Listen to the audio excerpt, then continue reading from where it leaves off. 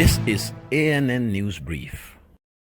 United Nations Development Program UNDP Regional Director for Africa, Ahuna Ezeakonwa, says the challenges Africa is experiencing now are unlike any it has ever experienced. As Ezeakonwa told the Associated Press, many of Africa's poorest persons who eke out a living by selling or peddling little items or provisions and fruits are disappearing fast, victims of a global economic crisis brought on by the coronavirus.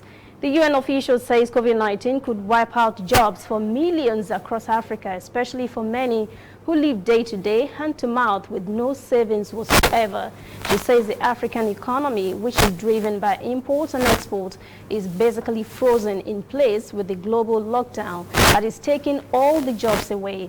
Ezeakonwa says if the spread of the virus is not controlled, at least half of all projected job growth on the continent will be lost in aviation, service industries, exports, mining, agriculture, and the informal sector.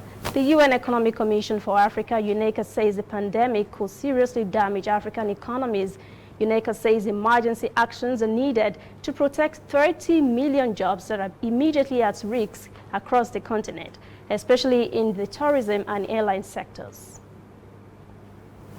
The novel coronavirus has brought about different challenges in different countries as they strive to curb the spread of the virus. The lockdown in Ghana's capital, Accra, to combat the spread of COVID-19 has presented city authorities with a huge challenge. Massive mountains of waste piled up on streets and in open drains.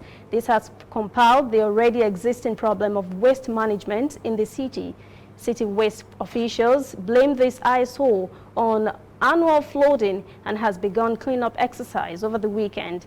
Ghana's Ministry of Sanitation and Water Resources started cleaning accumulated refuse from public spaces. Ghana has more than 200 confirmed COVID-19 cases, mostly concentrated in Accra. We'll be right back. We are on the road every day, canvassing throughout Africa for news you really need.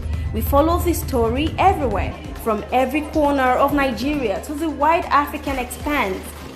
We bring you what's making headlines. We connect you with news you can use. ANN, African News Network, in a truly African spirit.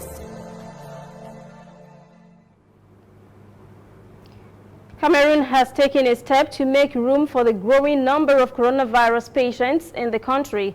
A football stadium has been turned into an accommodation center to lodge and treat people who test positive for the virus. Minister of Public Health, Dr. Manuda Malachi, announced the government will now use the Yaoundé Military Stadium as a large capacity center that would provide more than 3,000 beds. Some newly constructed social housing apartments are also being converted to accommodation centers.